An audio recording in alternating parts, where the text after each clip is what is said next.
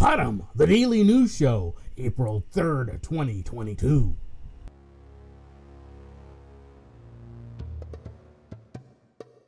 Ukrainian minister accuses Russia of civilian massacre. Russia denies this.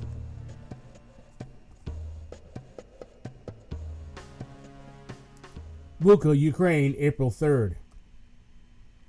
Russia's foreign ministry on Sunday accused Russian forces of carrying out a massacre in the town of Bucha, while U.S. Secretary of State Antony Blinken described images of dead bodies there as a punch in the gut.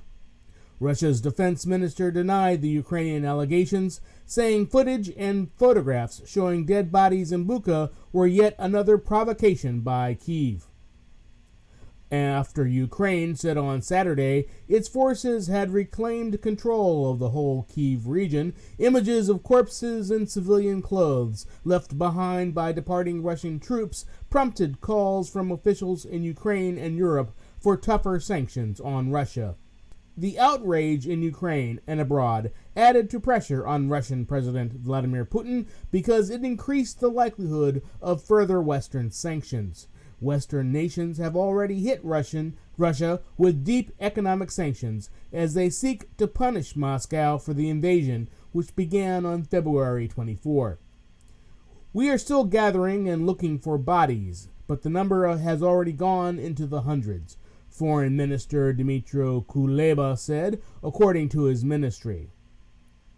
Dead bodies lie on the streets. They killed civilians while staying there and when they were leaving these villages and towns, Kuleba said. He called on G7 nations to impose devastating new sanctions on Moscow and urged the International Criminal Court to collect evidence of what he called Russian war crimes. In Russia's first public comment on the allegations, the defense ministry in Moscow described photos and videos of Bucha as another staged performance by the Kyiv regime for the Western media. During the time that Russian armed forces were in control of this settlement, not a single local resident suffered from any violent actions, it said. Russia has previously denied targeting civilians and has rejected allegations of war crimes in what it calls a special military operation aimed at demilitarizing and denazifying Ukraine. On Saturday, Reuters saw bodies in a mass grave and still lying on the streets, while on Sunday the mayor of Bucha, Anatoly Fedoruk, showed reporters two corpses with white cloth tied around their arms, one of which appeared to have been shot in the mouth. The foreign ministers of Germany, France, and Britain, and the European Union's foreign policy chief were among those expressing outrage over the reports from Bucha. France's Jean-Yves Le Drian and Britain's Liv Truss both said their countries would support any war crimes investigation by the ICC. Alexei Arestovich, an aide to Ukrainian President Volodymyr Zelensky, said Ukrainian troops had found the bodies of women who had been raped and set alight, as well as the bodies of local officials and children. In Bucha, 37 kilometers northwest of Kyiv city center, town mayor Fedoruk said 300 residents had been killed during a month-long occupation by the Russian army. Reuters could not immediately verify the allegations of Arestovich and Fedoruk. We can't help but see these images as a punch in the gut, Blinken said on CNN, adding that there needed to be accountability. We can't become numb to this. We can't normalize this. This is the reality of what's going on every single day as long as Russia's brutality against Ukraine continues, Blinken said. Russia has pulled back forces that had threatened Kyiv from the north, saying it intends to focus on eastern Ukraine. NATO Secretary General John Stoltenberg, speaking to CNN on Sunday, said the pullback was not a real withdrawal, but rather a repositioning that could be followed by further attacks. Fighting was reported on Sunday in several parts of Ukraine. The governor of the eastern Donetsk region said shelling had continued throughout the night and day. Missiles struck near the southern port of Odessa, with Russia saying it had destroyed an oil refinery used by the Ukrainian military. The Odessa City Council said critical infrastructure facilities were hit. Dmytro Lunin, governor of the central Poltava region, said the Kremenchug oil refinery, 350 kilometers northeast of Odessa, had been destroyed in a separate rocket attack on Saturday. 2 blasts were heard in the Russian city of Belgorod, near the border with Ukraine on Sunday. 2 witnesses told Reuters, days after Russian authorities accused Ukrainian forces of striking a fuel depot there. Evacuation efforts in the southeastern port of Mariupol and nearby Berdyansk were due to continue with a convoy of buses being prepared with help from the Red Cross. The IRC abandoned earlier attempts due to security concerns. Russia blamed the ICRC for the delays. Mariupol is Russia's main target in Ukraine's southeastern region of Donbas, and tens of thousands of civilians there have been trapped for weeks with scant access to food and water. There was little sign of a breakthrough in efforts to negotiate an end to the 5-week war, although Russia's chief negotiator, Vladimir Medinsky, said talks were due to resume on Monday via video conference. Medinsky said that while Ukraine was showing more realism by agreeing to be neutral, renouncing nuclear weapons, not joining a military bloc, and refusing to host military bases, there had been no progress on other key Russia demands. I repeat again and again, Russia's position on Crimea and Donbas remains unchanged, he said on Telegram. Russia annexed Crimea from Ukraine in 2014 and has recognized declarations of independence by the self-proclaimed republics of Luhansk and Donetsk in the Donbas area of eastern Ukraine, which rose up against Kyiv's rule.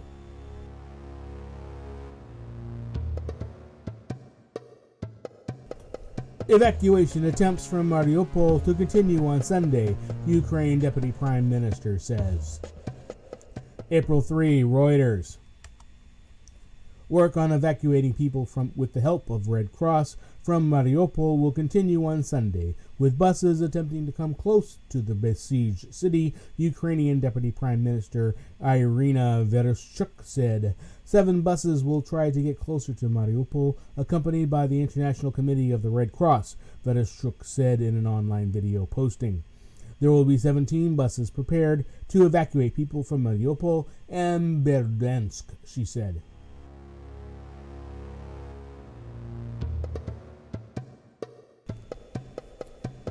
Box office. Morbius opens to number 1 with decent $39 million.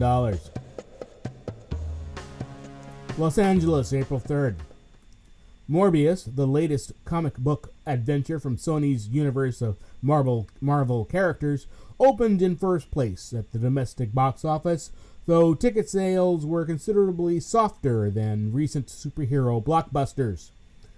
Dinged by comical terrible reviews, Morbius sunk its teeth into $39.1 million from 4,268 North American theaters in its first weekend of release. That initial tally is at once a sign that audiences truly love comic book movies in pandemic times. A non-superhero film with a 17% on Rotten Tomatoes wouldn't stand a chance at the box office, and an indication that not every superhuman character will be greeted equally on the big screen. Sony's 2018 anti-hero origin story Venom was similarly panned, but still managed to score at the domestic box office with $80 million to start and $213 million in total. Morbius took in $44.9 million at the international box office, boosting its global total to $84 million. Like many Hollywood movies, it's unclear if Morbius will land a release date in China.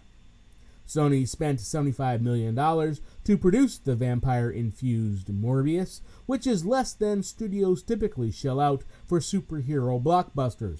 Marketing and other promotional costs added many millions more to expenses. Since Morbius, the living vampire, is not nearly as well known as Spider-Man, Batman, or even Venom, who was introduced to general audiences in Tobey Maguire's Spider-Man 3 and later played by Tom Hardy in the standalone movies, the film industry analysts were not expecting Morbius to break box office records. Still, Sony has a lot riding on Morbius, which stars Jared Leto as Michael Morbius, a renowned biochemist who becomes a lethal vampire after attempting to cure himself of a rare blood disease.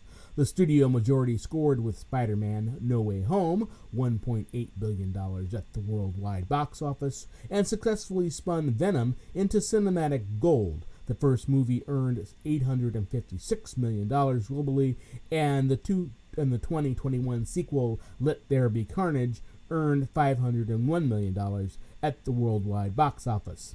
But Sony has grander plans to fashion a viable rival to Disney's Marvel Cinematic Universe, and the so-so turnout for Morbius signals that in order to get audiences to go to theaters, these movies actually have to be watchable.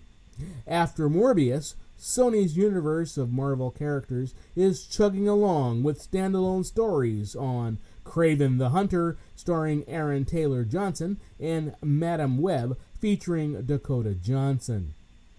Daniel Espinosa directed Morbius, with a cast that includes Adria Arjona, Matt Smith, Jared Harris, and Michael Keaton, reprising his role from previous Spider-Man films. Given the muted reception from critics and moviegoers, it landed a C+ cinema score. Box office experts do not expect Morbius will have a fruitful life on the big screen. It'll face steep competition from younger male ticket buyers as Sonic the Hedgehog 2, April 8th, and Fantastic Beasts: The Secrets of Dumbledore, April 15th, open in theaters. This is a weak opening by Marvel's exceptional standard for launching a new superhero series, said David A. Gross, who runs the movie consulting firm Franchise Entertainment Research. He added, Marvel movies are generally very well reviewed. Here, reviews are uncharacteristically poor. In a distant second place, Paramount's action-adventure The Lost City collected a strong $14.8 million from 4,283 venues in its second weekend of release. So far, the screwball romantic comedy, starring Sandra Bullock and Channing Tatum, has grossed $54.5 million at the domestic box office. Since the film cost $68 million, The Lost City is not yet a commercial winner. However, it's a promising sign that meet cutes haven't entirely fallen out of favor with moviegoers. Another comic book tentpole, The Batman with Robert Pattinson, landed in third place with $10.8 million from 3,732 theaters. After 5 weeks on the big screen, the Warner Brothers film has pulled in a mighty $349 million at the domestic box office. The Batman has continued to be a force across the globe, crossing $700 million over the weekend. The movie's worldwide total now stands at a massive $710.5 million. For the second weekend in a row, Tom Holland's video game adaptation Uncharted and Crunchyroll's manga adaptation Jujutsu Kaisen O, the movie, took spots 4 and 5, respectively, on box office charts. Uncharted brought in $3.6 million from 3,064 cinemas, buoying its North American tally to $138.9 million.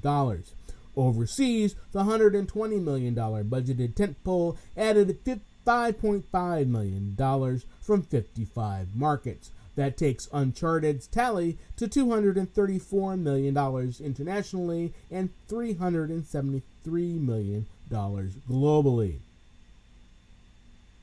The anime film Jujutsu Kaisen O, an unexpected box office champion, earned $1.9 million from 2,070 screens in its third weekend in theaters. To date, the movie has grossed $31 million.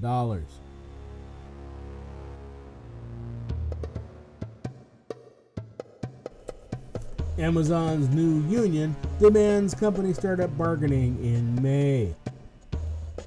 April 2nd, Reuters. The union that Amazon Company Incorporated workers recently voted to represent them has demanded the company start bargaining in early May and cease any changes to employment terms at their warehouse in the interim, according to a letter the group issued Saturday on Twitter. The Amazon labor union also demanded the retailer respect the workers' rights to union representation during disciplinary meetings, the letter said. Amazon did not immediately comment. On Friday, after some 55% of workers voted to make their warehouse in Staten Island, New York, Amazon's first unionized worksite in the United States, the company said it may file objections before the election result is certified.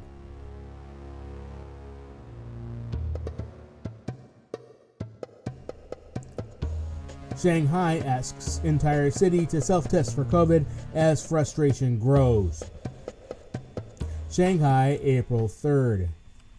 Shanghai on Sunday reported its 26 million residents to undergo 2 more rounds of tests for COVID-19 as public anger grows over how authorities in China's most populous city are tackling a record coronavirus surge.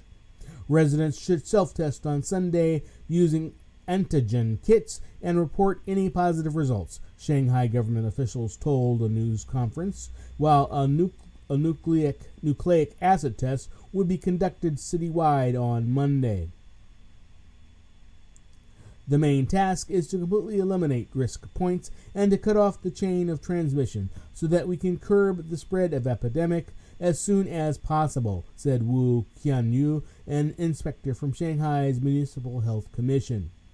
Essentially all of China's financial capital is locked down after the city began curbing movement in its eastern districts last Monday, extending the restrictions to the entire city days later.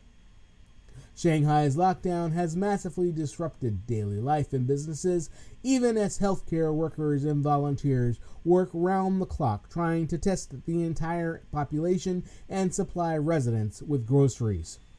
China's COVID caseload remains low by international standards, but spikes in places like Shanghai are testing in its previously successful approach of stamping out the virus through strict curbs and aggressive testing and tracing. Most of Shanghai's infections had been asymptomatic, according to official data, but China's dynamic clearance approach requires authorities to test, trace, and centrally quarantine all positive cases.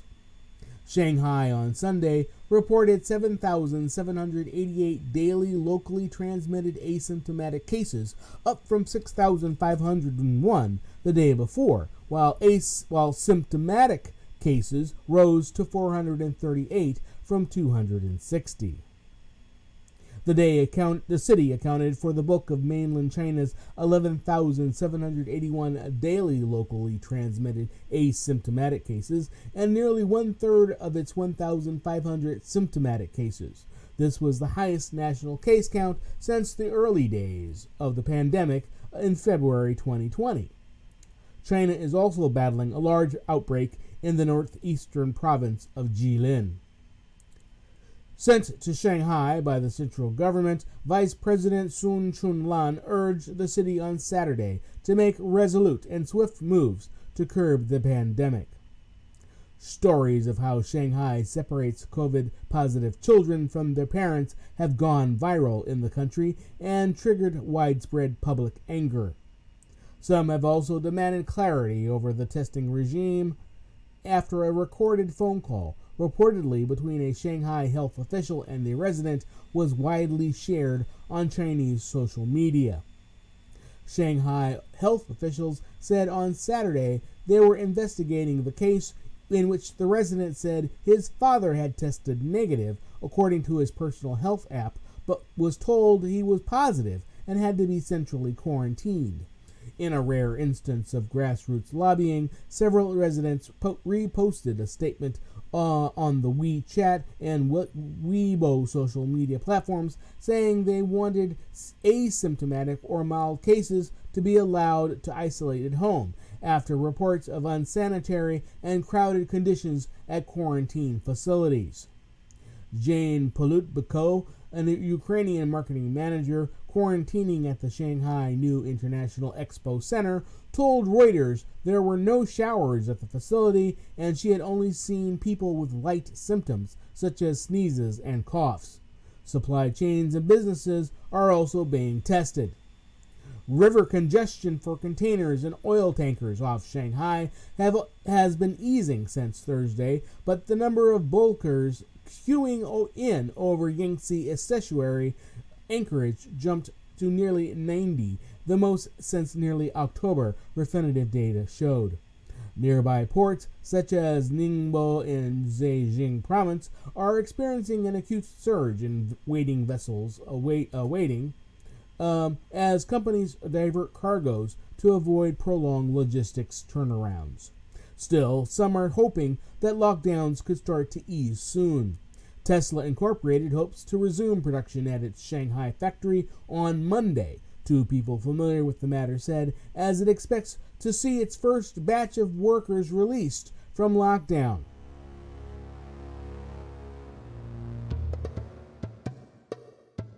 U.S. says it repatriated a Guantanamo Bay detainee to Algeria.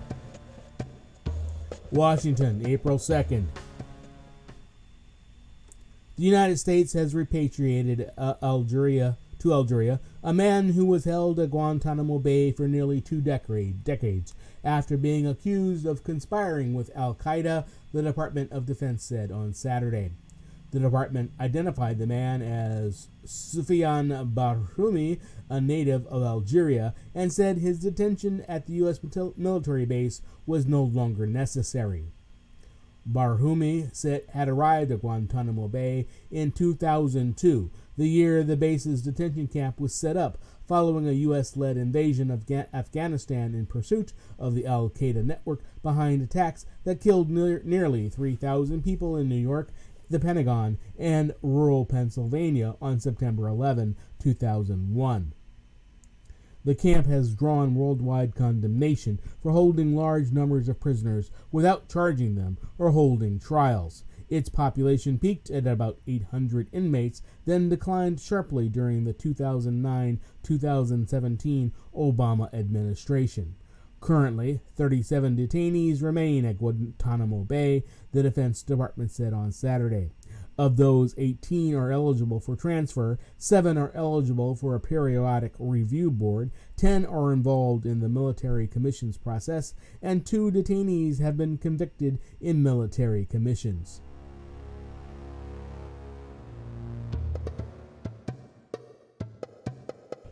Olivia Rodrigo Billy Eilish compete in wide-open Grammys contest. Las Vegas, April 3. The music industry hands out its top honors on Sunday, with acts from teen sensation Olivia Rodrigo to awards darling Billie Eilish and rapper Lil Nas X competing at a star-studded Grammy ceremony in Las Vegas.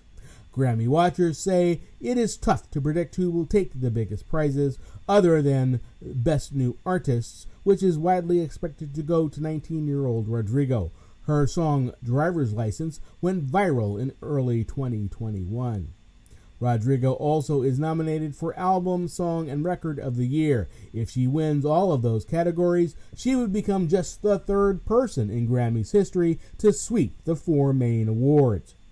The last artist to accomplish that feat was Eilish at the 2020 Grammys when she was 18. Now 20, Eilish is in the running again for Album of the Year with Happier Than Ever.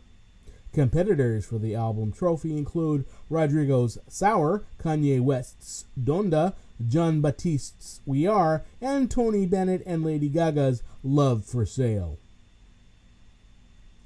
Justin Bieber's Justice also is in the mix, along with Doja Cat's Planet Her, Her's Back of My Mind, Lil Nas X's Montero, and Taylor Swift's Evermore. Batiste leads all nominees with 11 nods, ranging from classical composition and American roots to his music video Freedom and album We Are, which was inspired by the Black Lives Matter protests of 2020. This year's Grammys were pushed to April from January because of a COVID-19 surge at the beginning of the year. The date swap forced a change in venue from Los Angeles to the MGM Grand Garden Arena in Las Vegas. Last year, the pandemic forced a scaled-down outdoor ceremony without the traditional audience of thousands. This Sunday, K-pop band BTS is among the acts scheduled to perform on the Grammy stage. The group, which has yet to win a Grammy, enters the night with a single nod for top-selling Butter. Other scheduled performers include Eilish, Gaga, Brandy Carlisle, and Bieber. Silk Sonic, the duo of Bruno Mars and Anderson .Paak, are set to open the show, which will be broadcast live on CBS television and the Paramount Plus streaming service. Comedian Trevor Noah returns as host. The eligibility period for the Grammys ran from September 2020 to September 2021 before ending before Adele released her acclaimed album 30.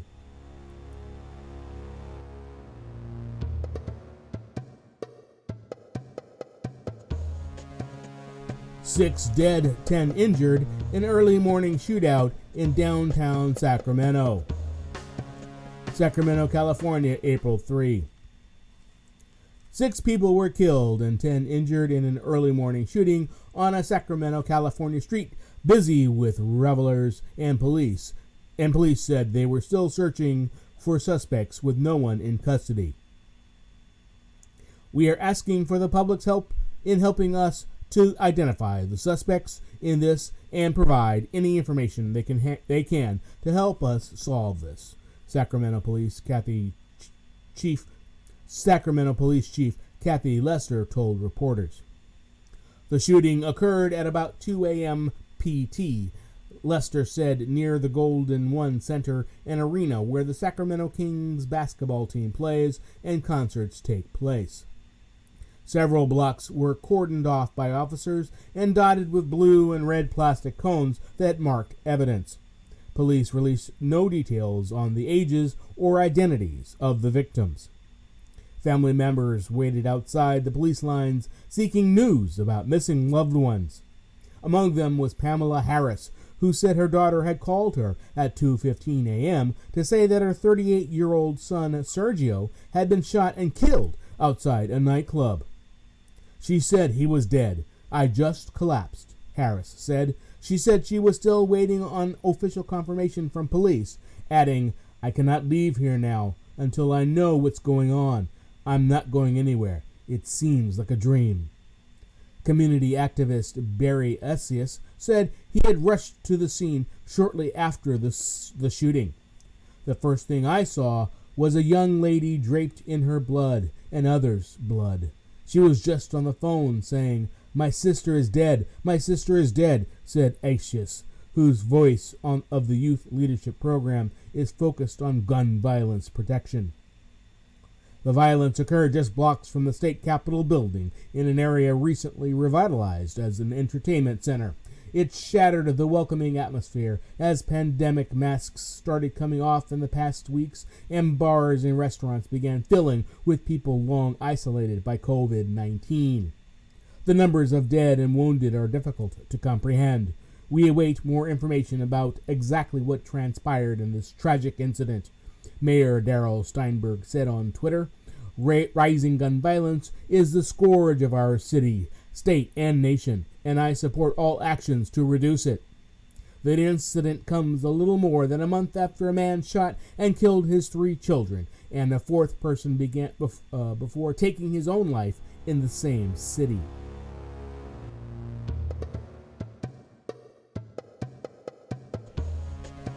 Telecom Italia CDP start network talks as KKR bid falters. Milan, April 3. Telecom Italia has signed a non-disclosure agreement with Italian state lender CDP to start formal talks on potentially combining the phone group's network with that of smaller broadband rival Open Fiber. The move comes as TIM boss Pietro Labriola presses ahead with a plan to revamp Italy's biggest phone company, centered around a split of its wholesale network operations from its service business. The start of talks, announced by the company on Saturday, is yet another sign that TIM plans to chart a different course to a non-binding approach for all of its business made by U.S. fund KKR in November. TIM kept KKR waiting for 4 months before agreeing in March to engage in talks, while pressing ahead with its standalone reorganization to unlock what the group calls its untapped value.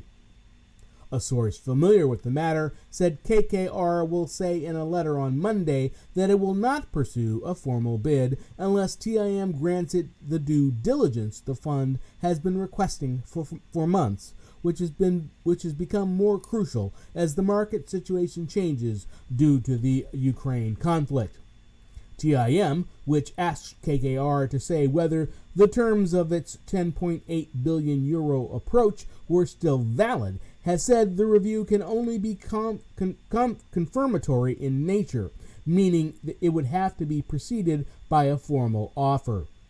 TIM's board is expected to discuss KKR's letter and a separate proposal from private equity firm CVC for a stake in its enterprise service business on April 7th. Rome has been keen to merge TIM's fixed assets with those of Open Fiber to avoid costly duplication of investment needed to upgrade the national network, but a deal has proven elusive due to antitrust issues. TIM said it is aiming to agree with CDP by April 30th, a memorandum of understanding to define the objectives, structure, and main evaluation criteria for the integration project. Open Fiber is 60% owned by CDP, which in turn also owns 10% of TIM. Under the tie-up plan, state-owned CDP would get control of the merged network, sources have said, which could ease antitrust issues as TIM would no longer hold a majority. Sources have said TIM might later agree a compromise with KKR by involving the fund in its plans for the Open Fiber tie-up. KKR already owns a 37.5% stake in TIM's last mile network.